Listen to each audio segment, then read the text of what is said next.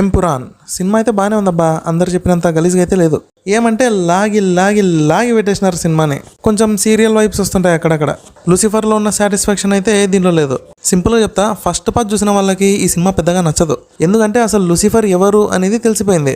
So ఇక్కడ Lucifer గురించి high ఎలివేషన్లు ఇచ్చుకుంటూ మాట్లాడుకోవడం కాకుండా తను ఏం చేయగలడు అని చూపించింటే చాలా బాగుండేది. అసలు ఫస్ట్ పార్ట్ మీకు గుర్తున్నట్టయితే ఏదో పెళ్లి జరుగుతున్నట్టు హడావిడిగా ఉంటుంది.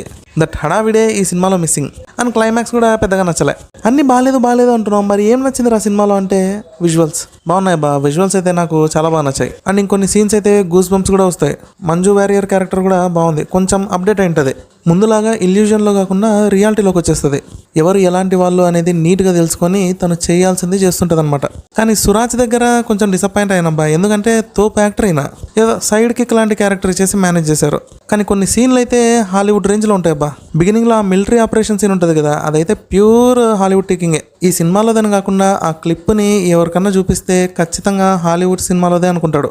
యాక్చువల్గా పృథ్వీరాజ్ దీని గురించి ముందే చెప్పాడనమాట. సినిమా చూశాక మీరు బడ్జెట్ ఎంతైతే అనుకుంటారో దానికంటే తక్కువనే ఉంటుంది అని చెప్పాడు. అంటే ఇక్కడ బడ్జెట్ అని కాదు కానీ కాన్ఫిడెన్స్ అంత బెస్ట్ ఇచ్చాడు అని. యాక్చువల్గా సినిమా కాన్సెప్ట్ అయితే చాలా బాగుంది కానీ చాలా సింపుల్గా ఎగ్జిక్యూట్ చేశారు. చెప్పాలంటే పృథ్వీరాజ్ స్క్రీన్ టైము చాలా ఎక్కువ ఉండాలి, కానీ జస్ట్ సెకండ్ హాఫ్లోనే కనిపిస్తాడు, అది కూడా చాలా తక్కువ సేపు. అండ్ టొవినో థామస్ని కూడా తగ్గించేశారు.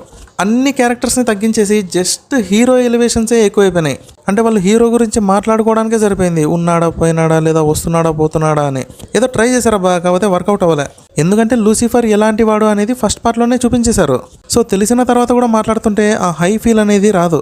యాక్చువల్గా జయద్ మసూద్ని ఎక్కువ పెట్టింటే బాగుండేది. ఇంకా విలన్ అంటారా, వాడు ఒక వేస్ట్ విలన్. క్లైమాక్స్లో లూసిఫర్ పువ్వును నలిపినట్టు నలిపేస్తాడు. కానీ ఫైనల్గా పోస్ట్ క్రెడిట్ సీన్ అయితే చాలా బాగుంది. ఇప్పటి వరకు లూసిఫరే పవర్ఫుల్ అనుకున్నాం, కానీ లూసిఫర్నే ఒకడు భయపెట్టాడు. ఇప్పుడు అసలైన గేమ్ స్టార్ట్.